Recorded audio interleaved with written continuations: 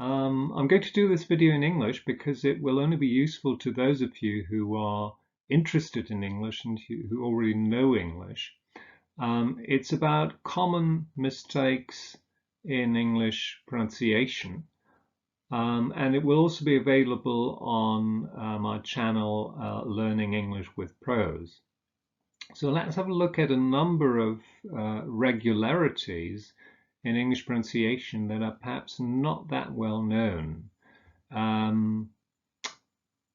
The first is that you don't pronounce the B in words like bomb, bomber, climb, and thumb. So although there's a B in the spelling, you don't pronounce it.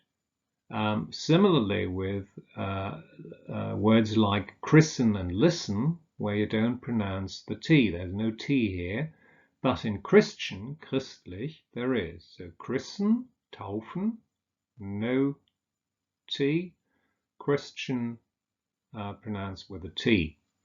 Then there are a number of words ending in adjectives, ending in ORY.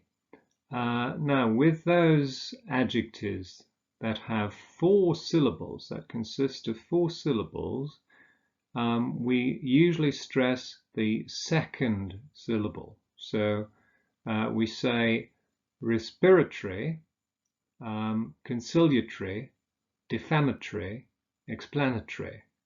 There are also, for some of these words, there are variants such as respiratory, or in American English, respiratory.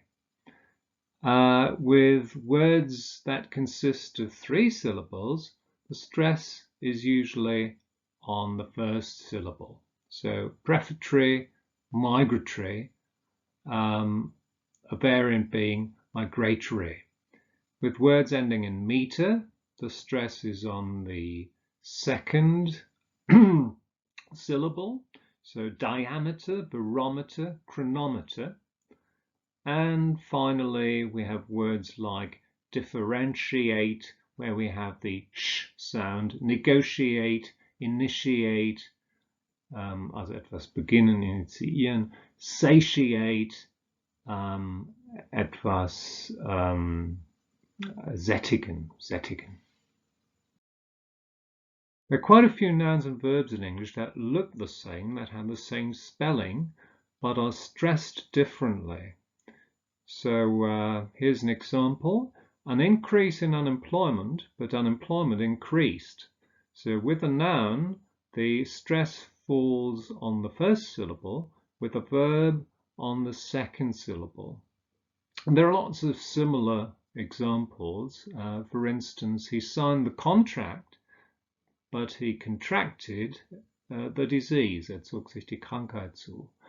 And other nouns and verbs of this type are export, export, discount, discount, refund, refund, survey, survey. And another group of nouns and verbs, an insult, Beleidigung, insult someone, beleidigen, conflict, conflict with, widersprechen, and obviously the adjectives that are derived from these verbs would also be stressed on the second syllable. So conflicting evidence, for instance. Protest, protest against, the verb. A rebel, but to rebel. An intrigue, but this idea intrigues me. Update, an upgrade, to update something, to upgrade something.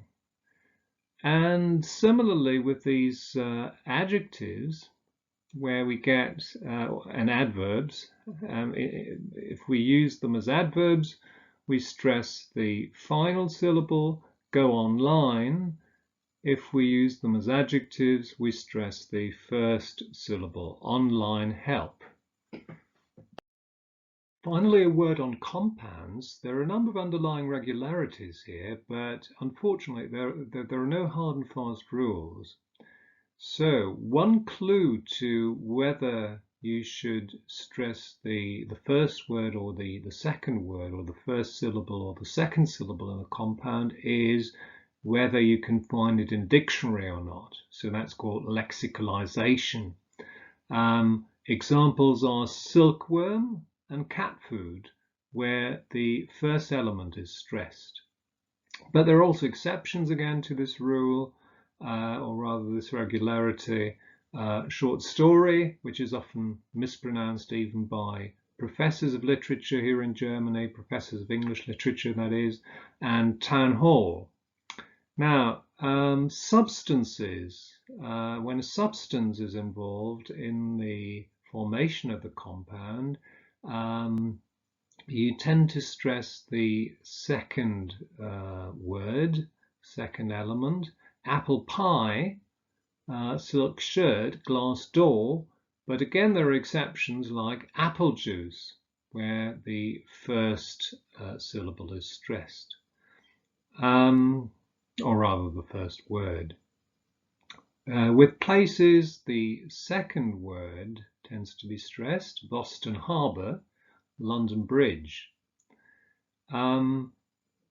Usually this whole thing appears to work by analogy. So if you've already got an exemplar of something, so a typical example or a number of examples, then you will form or pronounce the new word, the new formation, along the same lines. So if you say Oxford Street, with streets, this is usually the case, of course.